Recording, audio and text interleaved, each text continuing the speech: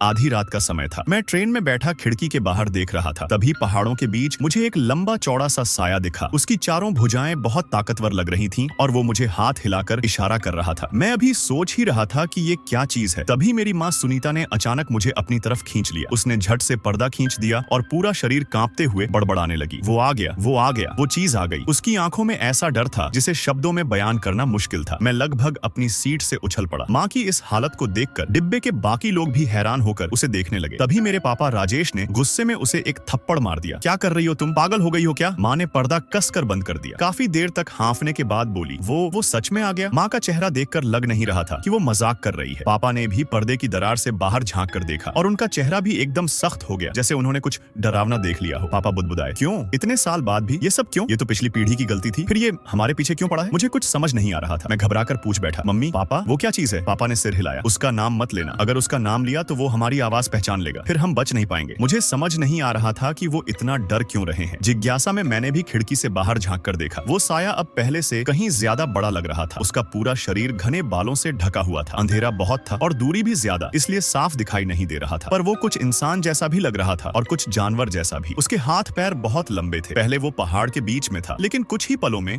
वो वहाँ से गायब हो गया। पापा दूसरे डिब्बे में देखने चले गए। थोड़ी देर बाद वापस आए। माँ ने बेचैनी से पूछा, क्या हुआ? पापा बोले, बर्फ बहुत तेज गिर रही है, ट्रेन कल से पहले आगे नहीं बढ़ेगी। ये सुनकर माँ थककर सीट पर बैठ गई। पापा कुछ देर चुप रहे, फिर अचानक उन्होंने माँ का हाथ पकड़कर उसे सीट से खींच लिया। पापा ने अचानक माँ को खींचकर खड़ा कर दिया। चलो जल्दी दूसरे डिब्बे में चलते हैं, ट्रेन में इतने लोग हैं, गंध भी मिली जुली है, जगह बदलेंगे तो वो चीज हमें ढूंढ नहीं पाएगी। माँ तुरंत उठ खड़ी हुई। उसने सीट पर बैठना भी जरूरी नहीं समझा और मेरा हाथ पकड़कर मुझे दूसरे डिब्बे की तरफ ले गई। उस समय ट्रेन की लाइनें ज्यादा नहीं थीं, इसलिए डिब्बा लोगों से ठसाठस भरा हुआ था। चारों तरफ शोर ही शोर था। इतने सारे लोगों को देखकर माँ ने थोड़ी राहत की सांस ली। हम तीनों एक कोने में खड़े हो गए। माँ ने मेरा हाथ कसकर पकड़ा हुआ था। उसकी हथेलियां ठंडी थीं, जैसे डर से जमी हुई हो। मैंने धीरे से कहा, अब क्या करेंगे? माँ बोली, अब बस इंतजार। वो चीज चाहे कितनी भी ताकतवर हो, ट्रेन को तोड़ नहीं सकती। जैसे ही ट्रेन चल पड़ेगी हम सुरक्षित हो जाएंगे, वो हमारा पीछा नहीं कर पाएगी। पापा ने बस हल्का सा सिर हिलाया, लेकिन कुछ बोले नहीं। तभी अचानक डिब्बे के अंदर एक अजीब सी आवाज गूंज उठी। जो डिब्बा अभी तक शोर से भरा हुआ था वो एकदम शांत हो गया। हर कोई उस आवाज की तरफ देखने लगा। वो एक जवान लड़का था। हल्की रोशनी में वो अपने फोन को घूर रहा था और उसके चेहरे पर आंसू बह रहे थे। उसकी रोने की आवाज दिल दहला देने वाली थी। पापा और माँ भी भीड़ के बीच से झांक कर देखने लगे। जैसे ही उन्होंने उसका चेहरा साफ देखा, दोनों एक दूसरे को देखकर सन्न रह गए। वो लड़का हमारे ही गांव का धीरज उर्फ डोंटू था। हमारा घर गांव के पूर्वी हिस्से में था और वो पश्चिम में रहता था। ज्यादा मेल झोल नहीं था, लेकिन पहचान तो थी ही। धीरज ने ऊपर देखा और कांपती आवाज में बोला, भैया भाभी, मेरे मम्मी पापा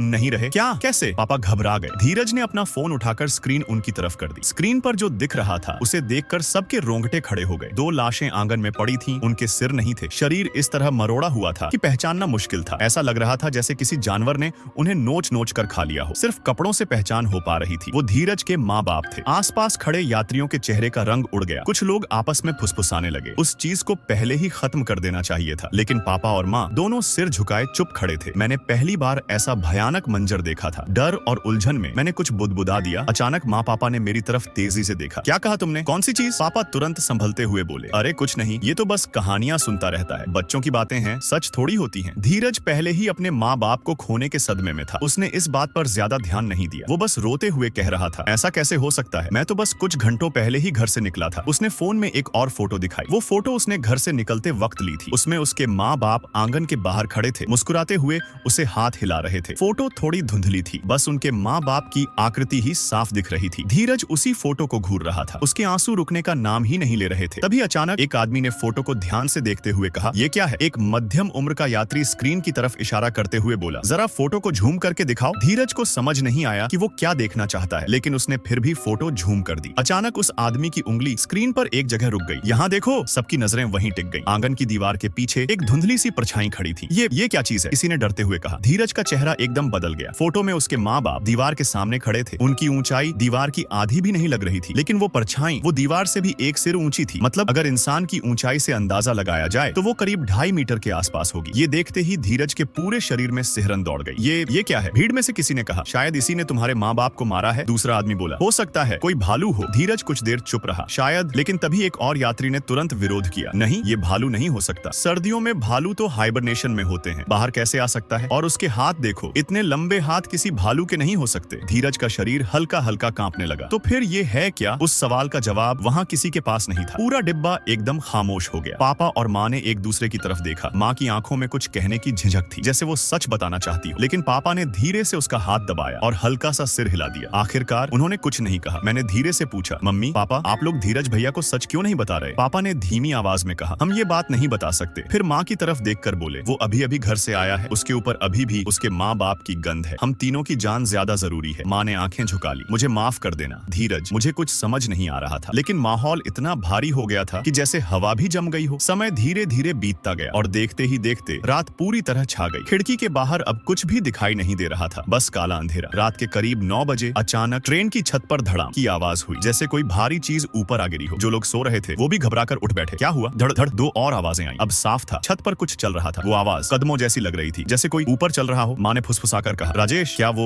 वही चीज है? पापा ने तुरंत उसे चुप कराया। आवाज मत करो, वो हमारी आवाज सुन लेगा। माँ घबराकर बोली, लेकिन हमने तो कई डिब्बे बदल लिए, फिर भी वो हमें कैसे ढूंढ लिया? उधर बाकी यात्री भी घबराने लगे। कहीं कोई बड़ा जानवर तो ट्रेन पर नहीं चढ़ गया? भीड़ में से कोई बोला, मुझे लगता है कोई जंगली जानवर है, शायद बाघ या जंगली सुअर। कुछ बहादुर लोग तो अपने फोन की टॉर्च जलाकर खिड़की से सिर बाहर निकालकर देखने लगे। एक आदमी ने उसे चेतावनी दी, अरे भाई संभल के, लेकिन वो आदमी चुप रहा। पूरा डिब्बा अब उसी पर टिका हुआ था। समय धीरे धीरे बीत रहा था, 10 सेकंड, 15 सेकंड, 20 सेकंड, लेकिन वो आदमी बिल्कुल भी नहीं हिला। उसके पास खड़े एक आदमी को कुछ गड़बड़ लगी। उसने उसे हल्के से धक्का दिया। अरे ऊपर क्या है, कुछ बोल तो। बस यहीं से सब कुछ बदल गया। जैसे ही उसने उसे धक्का दिया, उस आदमी का शरीर अजीब तरह से मुड़ते हुए नीचे गिर गया और तब सबकी नजर पड़ी। उसके दोनों पैर गायब थे, जैसे किसी ने उन्हें जड़ से नोच लिया हो। अचानक किसी ने जोर से चीख मारी। पूरा डिब्बा दहशत में आ गया। लोगों में भगदड़ मच गई। हर कोई जान बचाकर दूसरे डिब्बे की तरफ भागने लगा, लेकिन भीड़ इतनी ज्यादा थी कि हिलना तक मुश्किल हो रहा था। हम तीनों भी उसी भीड़ में धक्के खाते हुए एक और डिब्बे में पहुंच गए। कुछ ही देर में ये हंगामा रेलवे पुलिस तक पहुंच गया। 2 पुलिस वाले जब उस मरे हुए आदमी के पास पहुंचे तो उनके चेहरे का रंग उड़ गया। उन्होंने तुरंत आसपास के लोगों से पूरी बात जानी। सब सुनने के बाद उन्होंने लोगों को शांत करने की कोशिश की और फिर दूसरे डिब्बे की तरफ चले गए। साथ ही उन्होंने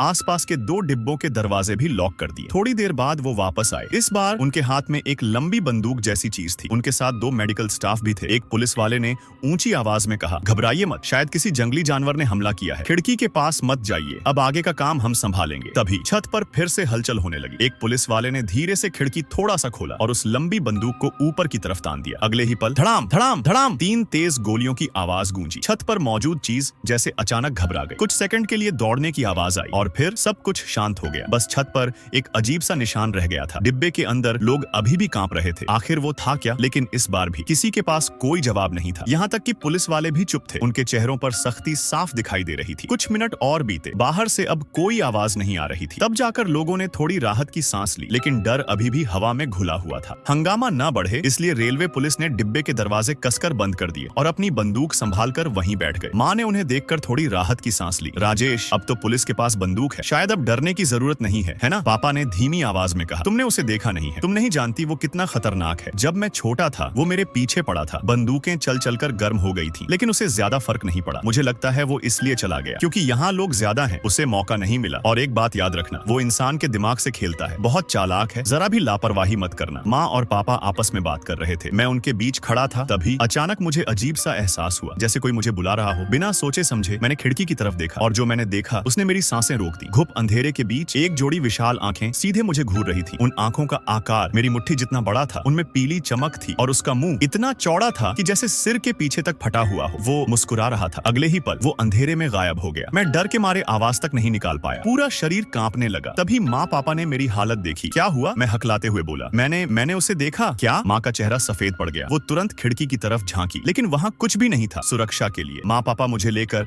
एक और डिब्बे में चले गए। अब हमारे पास सिर्फ 3 डिब्बे ही बचे थे जहाँ हम जा सकते थे। 1 घंटा और बीत गया। बाहर सब कुछ शांत था, कोई आवाज नहीं, कोई हरकत नहीं। थोड़ी देर बाद दोनों पुलिस वाले भी वहाँ से चले गए, लेकिन डिब्बे में कोई भी सो नहीं पा रहा था। धीरे धीरे लोग फिर से आपस में बात करने लगे। तभी अचानक किसी ने धीरज की तरफ देखते हुए कहा, तुम्हारे घर का जो मांस उसने खाया है उसी की गंध सूंघकर वो तुम्हारे पीछे आया है। डिब्बे में हलचल बढ़ने लगी। हाँ, वो कोई साधारण जानवर नहीं है, इतनी आसानी से इंसान को मार दे। ये काम उसी फोटो वाली चीज का है। धीरज घबरा गया। नहीं, ऐसा मत कहो। लेकिन तभी किसी ने उसके हाथ से फोन छीन लिया और वो फोटो सबके सामने दिखा दी। देखो, यही है वो चीज। ऐसी ही शक्ल वाला कोई प्राणी ही ये सब कर सकता है। लोगों की नजरें बदल गई। अब सब धीरज को शक की नजर से देखने लगे। तुम ही उसे यहाँ लेकर आए हो, तुम्हारी वजह से हम सब खतरे में हैं। धीरज बुरी तरह डर गया। वो मदद के लिए हमारी तरफ आने लगा। पापा कुछ देर चुप रहे, फिर बोले, अरे ऐसी बातें मत करो। अगर अगर वो चीज यहाँ आई भी है तो भी हमारे पास ट्रेन की सुरक्षा है। अभी वो छत पर चढ़ा था लेकिन अंदर तो नहीं आ पाया ना। पापा की बात सुनकर लोगों का शोर थोड़ा कम हो गया। पापा ने आगे कहा, और जो आदमी मरा वो खुद ही खिड़की से बाहर झांक रहा था। अगर उसने खिड़की से सिर बाहर नहीं निकाला होता तो शायद वो जिंदा होता। डिब्बे में कोई भी ठीक से सो नहीं पा रहा था, लेकिन मुझे बहुत ज्यादा नींद आ रही थी। पता ही नहीं चला कब मेरी आंख लग गई। कितनी देर बीती मुझे नहीं पता। बस इतना महसूस हुआ जैसे कोई मेरे बालों को सहला रहा हो। वो एहसास बहुत सुकून देने वाला था, ठीक वैसा जैसे माँ प्यार से सिर सहलाती है। मैंने करवट बदली और नींद में ही बड़बड़ाया, माँ मत सहलाओ। तभी माँ की आवाज आई, मैंने तो तुम्हें छुआ भी नहीं। माँ ने तुरंत पापा की तरफ देखा। पापा ने चुपचाप सिर हिला दिया। नहीं, बस उसी पल माँ सब समझ गई। उसने अपने होंठ दबा लिए और बिना कुछ कहे मेरा हाथ पकड़कर धीरे धीरे मुझे दूसरी तरफ ले गई। हम वहाँ से हटे ही थे कि धड़ाम एक जोरदार धमाका हुआ। पहाड़ से एक विशाल पत्थर टूटकर सीधे ट्रेन पर आ गिरा। उसने डिब्बे की छत और दीवार को फाड़ते हुए एक बड़ा छेद कर दिया। आवाज इतनी भयानक थी कि आसपास के कई डिब्बों में चीख पुकार मच गई। जो लोग पास बैठे थे वो उस जोरदार टक्कर से उछलकर जमीन पर गिर पड़े। उनमें से 2 लोग तो वहीं बेहोश हो गए।